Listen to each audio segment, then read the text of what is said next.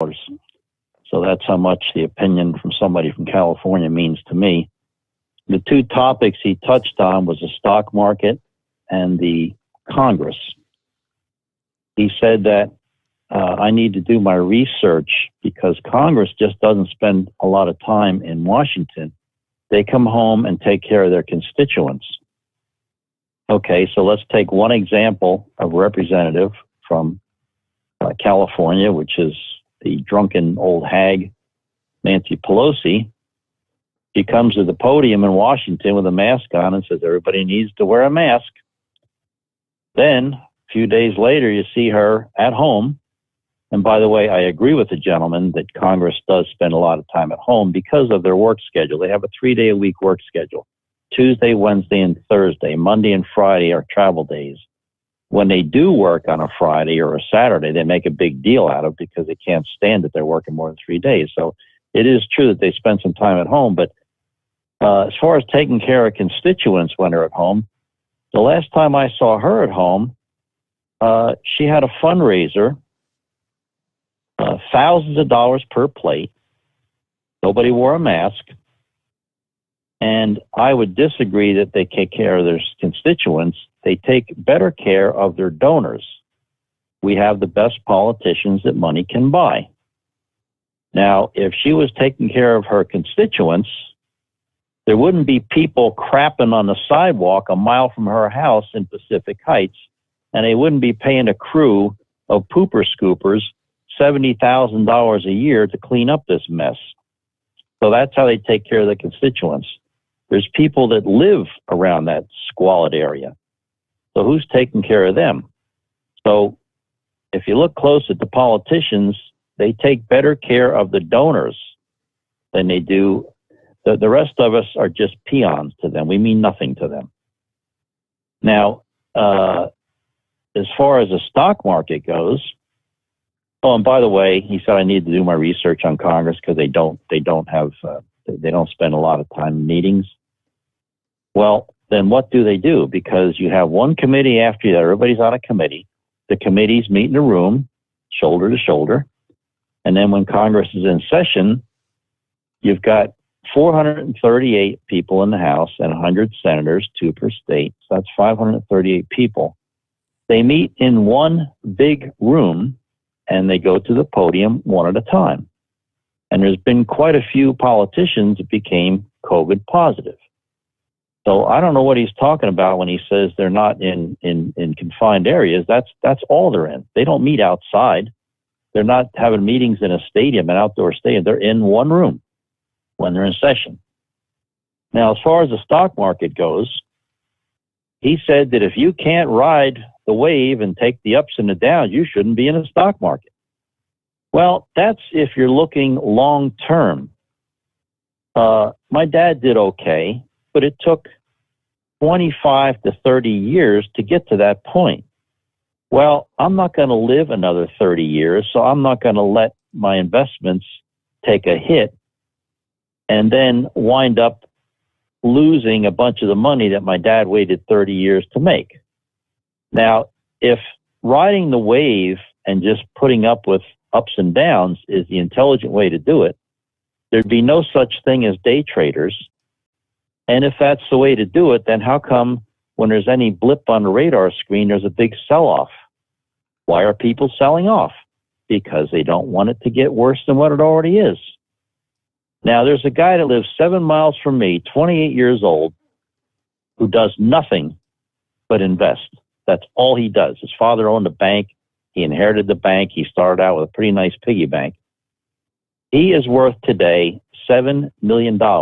Not because he sat and did nothing, but because he sits at a table and has 5 or 6 TV screens going on at one time, and he watches and changes and watches and changes. He's constantly doing trades. I guess you call that a day trader. But he also got into the Bitcoin early on, which was very risky. Nobody had faith in it when it first came out, and that's where he made most of his money. So I would disagree with the gentleman that just sitting back and doing nothing is the way to be a good investor. The movers and the shakers do not sit back and do nothing. They move their money where they think they can do it better. So anyway, he's entitled to his opinion. But again, California, sorry. People who allowed a bad governor to stay in because they got $600 checks, sorry. I don't have a lot of faith in the opinion of somebody that does that. That's all I have. See you. Good to have you with us, Ranger. Thanks for checking in. It's about 12 before the hour.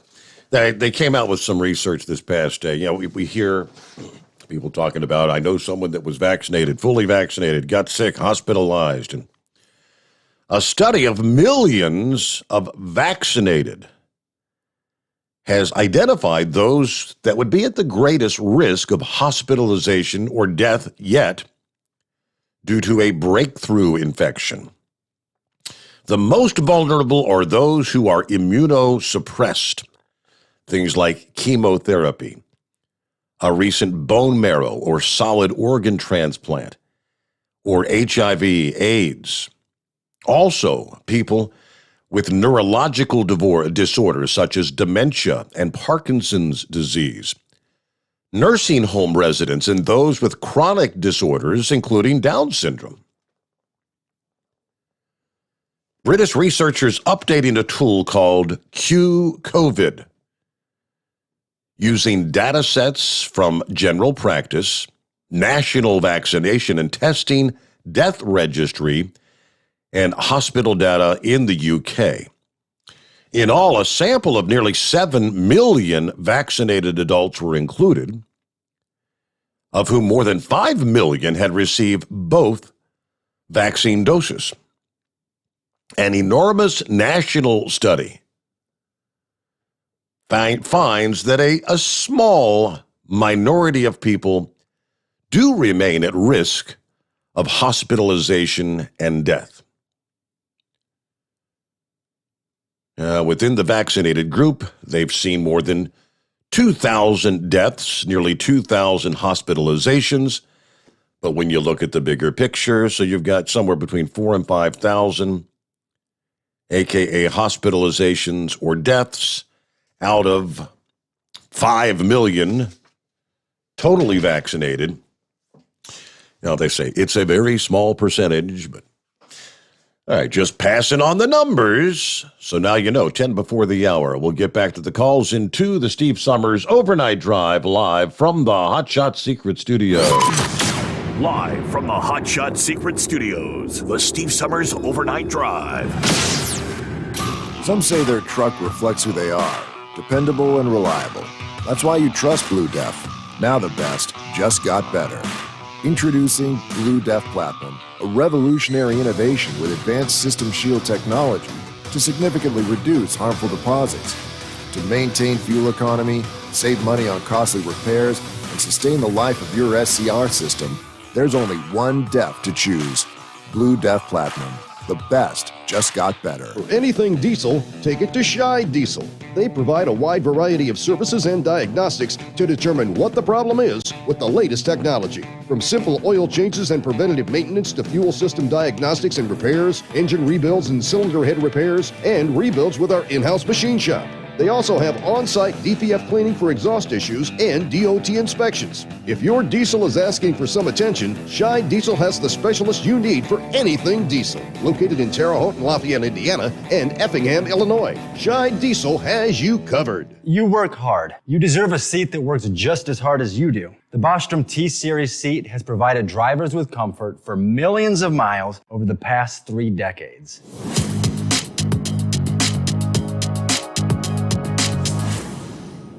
Each seat is built right here in the USA and has 4-position front cushion tilt and higher low-profile air suspension with isolator.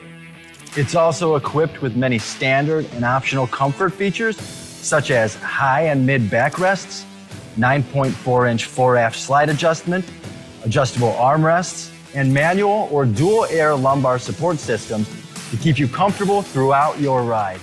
Build your T-Series seat today at BostromSeating.com and ensure your ultimate comfort for wherever the road takes you. Bostrom Seating, the ultimate comfort for the open road. Keep the bugs off your glass and the smokies off your ass. This is the Overnight Drive with Steve Summers.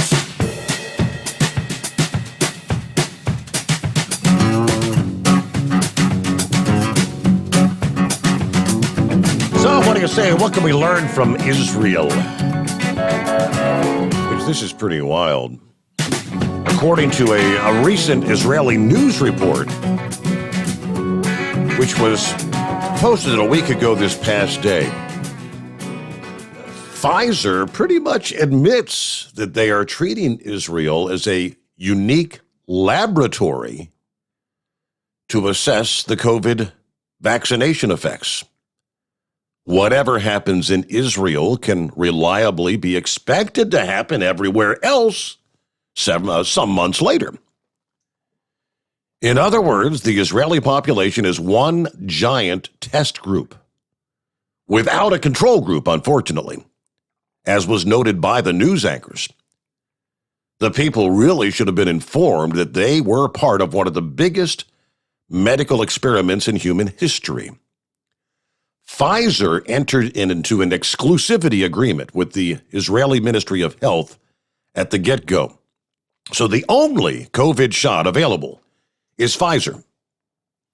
As noted by the news anchor, now we realize that the Pfizer shot has a higher risk for heart inflammation among young men than some of the other COVID shots, but Israeli youth have no option but to get the most dangerous one.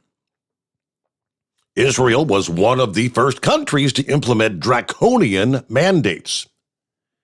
Even though the Pfizer shot was completely experimental, Israelis were told they could not enter certain venues without a vaccination card, restaurants, gyms, swimming pools, hotels.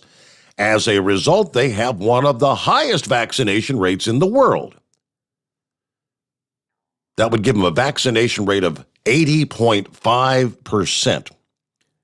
It's probably a little bit less because they started giving out third boosters at the end of July. The first group to qualify for the third shots were seniors over the age of 60. Less than 3 weeks later, eligibility expanded to people 40 to 60, as well as pregnant women, teachers, and healthcare workers, even if they were younger than 40. By the end of August, boosters were offered to all previously vaccinated individuals all the way down to the age of 12. By the second week of September, an estimated 2.8 million Israelis have now received a third dose, a possible fourth dose already being prepared. The health ministry director said they still don't know when a fourth dose might be needed, but clearly there's no indication that boosters will not continue. And each time that happens, the people will forfeit their freedoms all over again until they get the next shot. So on and on it goes. The boosters in Israel were rolled out in response to obvious vaccine failure. Pfizer shot went from 95% effectiveness in December of 2020 to 64% in early July of this year, 39% by late July when the Delta strain became predominant. While the country boasts one of the highest fully vaccinated rates in the world, they have also one of the highest daily infection rates. So much for the hallowed concept of herd immunity. August 1, 2021, Director of Israel's Public Health Services announced half of all COVID infections were among fully vaccinated. The vaccinated are not only susceptible to testing positive, though, they're also increasingly likely to experience serious disease when infected. Double-jabbed Israelis started making up the bulk of serious infections in July of this year. By mid-August, 59% of serious cases were among those who had received 2 injections. Others have cited even higher numbers The director of the Herzog Hospital in Jerusalem reported 95% of severely ill COVID patients were fully vaccinated, and that made up 85 to 90% of hospitalizations overall. August 20 of 2021, U.S. Centers for Disease Control and Prevention Director Rochelle Walensky admitted that the Israeli data suggests increased risk of severe disease among those vaccinated early. And just like the Israeli Ministry of Health, our CDC's answer to this is simply to get more shots, as if that's going to solve anything. As I mentioned earlier, here, as I said, natural immunity is far superior to the protection from the shot, but mass vaccination actually drives mutations. This is particularly true when a vaccine is, they use the term leaky. Leaky, meaning it doesn't fully prevent infection, which none of these shots do.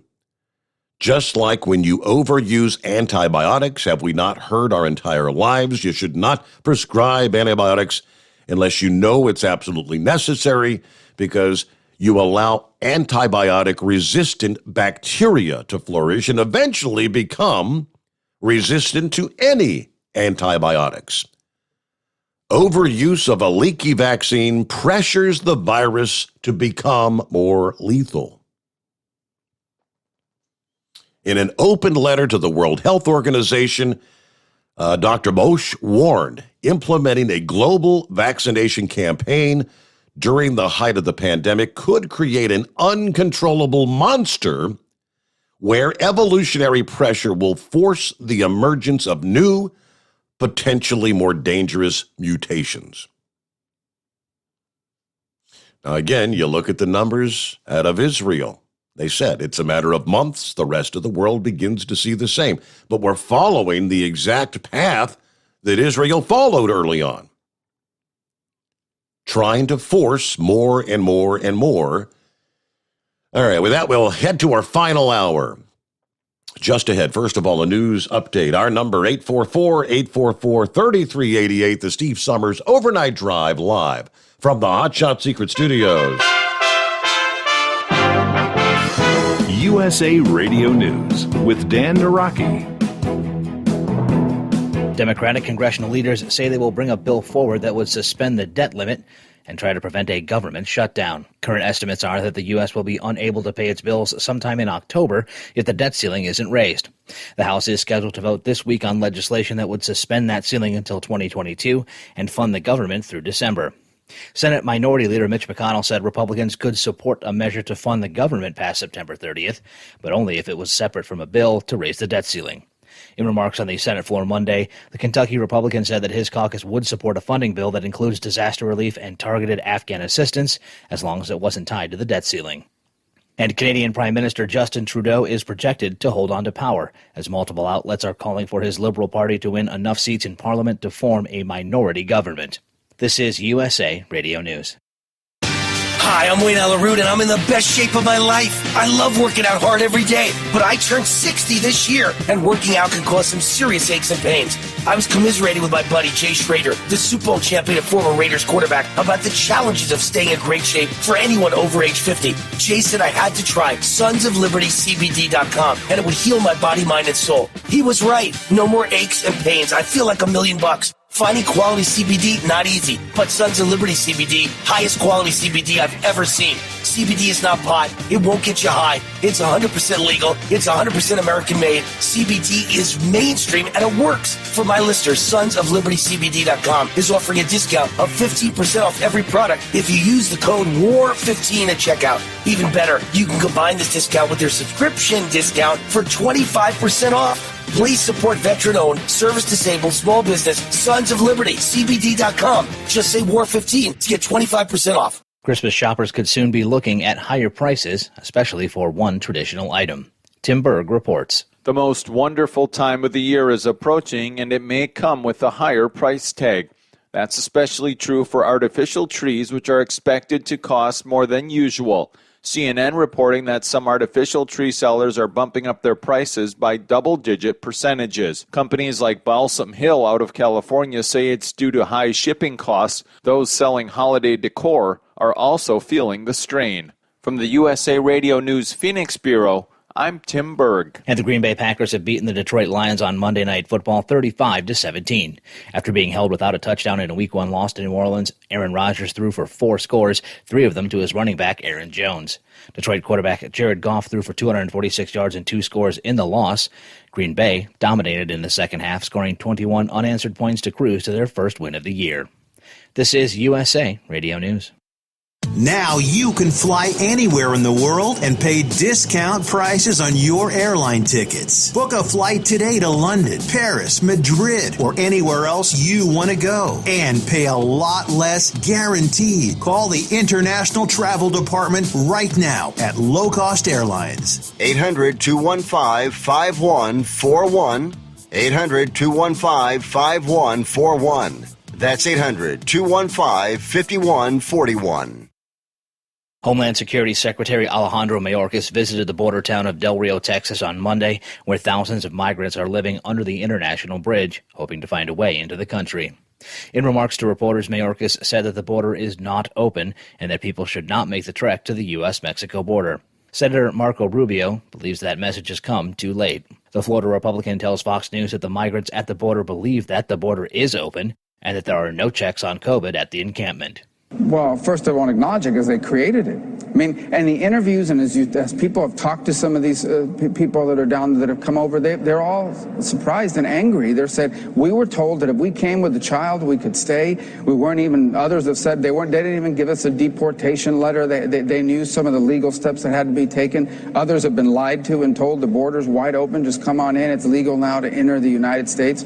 Some of them spent thousands of dollars to make that journey. All of it created by the perception, by the words, by the actions of Joe Biden when he was a candidate and then when he took over as president. And one more interesting point, there are multiple countries around the world that you can't come to the United States from some parts of Europe and other parts of the world legally. You can't buy a plane ticket and fly here with a visa because of COVID restrictions. But we are basically allowing thousands of people to enter the country illegally, no vaccine, as you said, no checks whatsoever. And for USA Radio News, I'm Dan Naraki. At Hot Shot Secret, we share the science behind common diesel problems and their solutions. For example, ultra-low sulfur fuels. The primary function of diesel fuel is combustibility. One of the little-known aspects of fuel is its role as a lubricant to metal-on-metal moving parts. The introduction of ultra-low sulfur fuels diminishes the fuel's ability to lubricate because sulfur, which has been mostly removed, has lubricating properties. Hot Shot Secret Everyday Diesel Treatment with LX4 delivers unmatched lubricity. Third-party testing confirms that it takes 3 times the amount of leading fuel treatment to match the lubrication benefit of 1 dose of Hot Shot Secret. Everyday Diesel Treatment is a fully formulated 6-in-1 premium fuel treatment for every fill-up, every time. Everyday Diesel Treatment is available at truck stops, Tractor Supply, O'Reilly's Auto Parts, and online at HotShotSecret.com. Hot Shot Secret, powered by science.